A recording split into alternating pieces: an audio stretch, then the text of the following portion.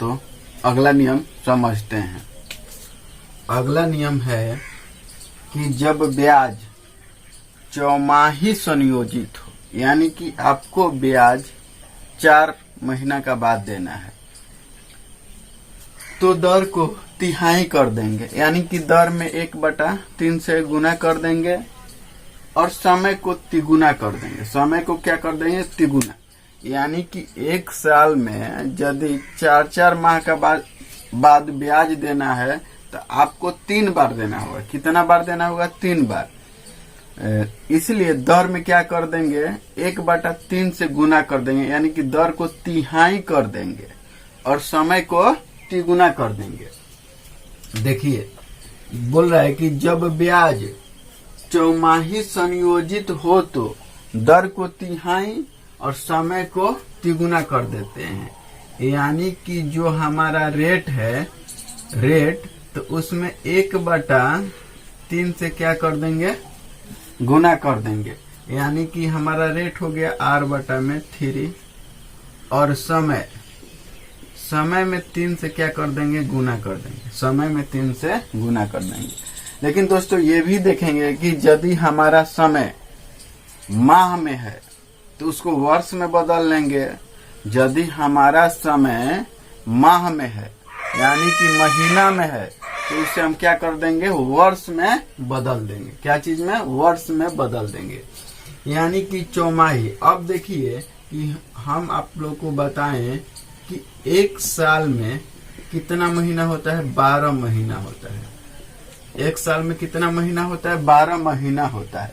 तो यदि आपको 4 माह का बाद ब्याज देना है, यानी कि 4 और 4 8 और 4 12, यानी आपको 1 साल में 3 बार ब्याज देना होगा। क्योंकि चौमाही का बात हुआ है। चौमाही मतलब 4-4 महीना का बाद आपको ब्याज देना है। तो ऐसे में आपको ज्ञात करने के लिए कि हमारा कितना मिश्रधन हुआ, तो सबसे पहले क्या कीजिएगा कि दर में 1/3 से गुना कर दीजिएगा और समय को 3 से गुना कर दीजिए। यानी दर को 1/3 से गुना कीजिएगा तो तिहाई निकल जाएगा, और समय में 3 से गुना कीजिएगा तो ये क्या होगा? 3 गुना होगा। और उसके बाद हम आपको बताएं कि मिश्रधन बराबर ए बराबर P × 1 प्लस रेट बटा में 3 × 100 पावर क्या हो गया? 3n हो गया। आप ऐसे बैठाइएगा तो इस फार्मूला पे बैठाइएगा। और यदि आप इसको पहले ही कैलकुलेशन कर लेते हैं तब आपको बैठाना पड़ेगा a बराबर P × 1 प्लस रेट बटा 100 के पावर क्या हो गया? n। यदि आप इसको पहले ही कैलकुलेट कीजिएगा तब इस फार्मूला पर बैठाइएगा, और यदि आप पहले कैलकुलेट नहीं कीजिएगा तो आपको इस फार्मूला पर बैठाना पड़ेगा। अब देखिए, यानी कि ट्रिकली मैथ कैसे बनता है, यानी कि बहुत कम समय में हम मैथ को कैसे बनाते हैं, उसके लिए कुछ कंसेप्ट है। यदि समय 2 वर्ष हो, समय कितना वर्ष हो? 2 वर्ष हो, तो इसके लिए आपको याद रखना पड़ेगा 2r² बटा में 100%, यानी कि 2 अंक के बाद दशमलव को लेना है। तो जैसे हम आपका पहला रेट लिए 1, तो हो गया 2 में 1 से गुना के 2 और 1 के स्क्वायर बटा में 100 है, तो 2 अंक के बाद दशमलव बैठा दिए और प्रतिशत का मान लिख दिए। तो यानी कि 2.01% हो गया। यदि आप इसको ऐसे भी लिखते हैं कि 2 1 वर्ष के लिए 1 प्लस 1 गुने 1 बटा में 100, तो आपको यही होगा। 1 जोड़िएगा तो कितना हो जाएगा? 2 हो जाएगा, और यहाँ पर दशमलव ले लीजिए, और ये क्या हो गया? दशमलव 1 में गुना कीजिए 1 और 2 अंक के बाद दशमलव बैठाइए तो 0.1% होगा। 0. क्या होगा? 1% हो गया। तो दोस्तों आपको इसमें पूछता है साधारण ब्याज। तो अब देखिए, साधारण ब्याज यानी कि सिंपल इंटरेस्ट के लिए RT% आपको क्या रखना होगा? याद रखना होगा। यानी कि प्रतिशत में 1 वर्ष के लिए यदि आपको दर 1% रहेगा और समय 2 वर्ष लिए रहेगा, तो उसका चक्रवृद्धि ब्याज प्रतिशत में पूछेगा तो ये होगा, प्रतिशत में पूछेगा तो ये होगा। और यदि साधारण ब्याज में पूछेगा तो क्या होगा, 2% होगा। क्या होगा, 2%। तो कभी कभी आपको चक्रवृद्धि ब्याज और साधारण ब्याज का अंतर भी पूछ देता है। अब देखिए यहाँ पर समय 2 वर्ष, दर 1%, तो यहाँ पर आपका चक्रवृद्धि ब्याज कितना आ गया, 2.01%, और यहाँ पर आपका कितना आ गया, 2%। तो कितना का अंतर है, 0.1% का क्या है, अंतर है। अंतर कितना है, 0.01% का क्या है, अंतर है। अब यदि आपका रेट 2 होगा, 2% होगा, तो 2 गुने 2 यानी कि R इंटू R के स्क्वायर यानी कि 2 का स्क्वायर बटा में 100%। तो 2 दूनी के 4 और 2 दूनी के 4 और बटा में 100, ये कितना हो गया, 4.04% हो गया। अब देखिए यदि इसका साधारण ब्याज पूछेगा तो साधारण ब्याज इसका होगा RT%। हम आपको बता रहे हैं, यानी कि रेट हो गया 2 और समय भी कितना हो गया, 2, यानी कि आपका साधारण ब्याज प्रतिशत में कितना आ गया, 4% आ गया। और चक्रवृद्धि ब्याज आपको प्रतिशत में कितना आ गया, 4.04%।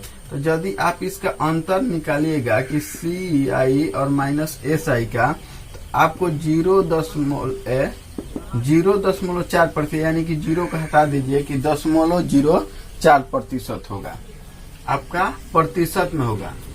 अगला है, यदि समय 3 वर्ष हो तो, समय कितना वर्ष हो, 3 वर्ष हो, तो 3R .R² R³ यानी कि दोनों का 2 अंक, इसका भी 2 अंक लेंगे और इसका भी 2 अंक लेंगे, यानी 4 अंक के बाद आपको दशमलव बैठाना है। 4 अंक के बाद आपको क्या करना है, दशमलव बैठाना है। तो अब देखिए कि यहाँ पर रेट 1% हो गया, 3 गुने 1 दशमलव 3 गुने 1 का स्क्वायर और 1 का क्यूब, 1 का क्यूब करेंगे तो 1 होगा, और इसका डबल अंक लेना है तो 1 0 क्या कर देंगे, लगा देंगे। 3 में 1 से गुना कीजिएगा तो क्या होगा, 3 होगा, और 1 0 लगा दीजिएगा। तो अब देखिए यहाँ प्रतिशत में आपका क्या हो गया, CI प्रतिशत कितना हो गया, 3.0301% हो गया। अब यदि इसका आपको पूछेगा कि साधारण ब्याज क्या होगा, तो हम आपको बता रहे हैं कि RT%, यानी कि R 1 है और समय 3 है, ये कितना हो गया, 3% हो गया। क्या हो गया, 3%।